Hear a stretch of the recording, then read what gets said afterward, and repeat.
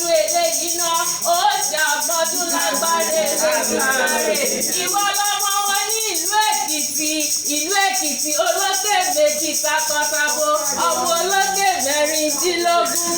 Ìwọ lọmọ ọmọ olókè mẹ́rìndínlógún ọmọ aráyé bòra. Mo ní òkú oríire ọjọ́ ìbí rẹ èyí tó tún kó láyọ̀. Òkè òkè ló mọ̀ lọ láṣẹ Elédùmarè ọba. Oníkú onítẹ́ onídẹni lẹ́lẹ̀. Ẹni bá ní òkú ni ó ṣáájú rẹ̀ fún láṣẹ Elédùmarè ọba. Ìbùkún ni fún ọ ní ilé, ìbùkún ni fún ọ ní oko, ìbùkún ni fún ọmọ inú rẹ àti èso ilẹ̀ rẹ. Gbogbo ọ̀tá tó bá wá dìde ogun sí ọ ni yóò jẹ ní ìwọ òkú àti pátápátá.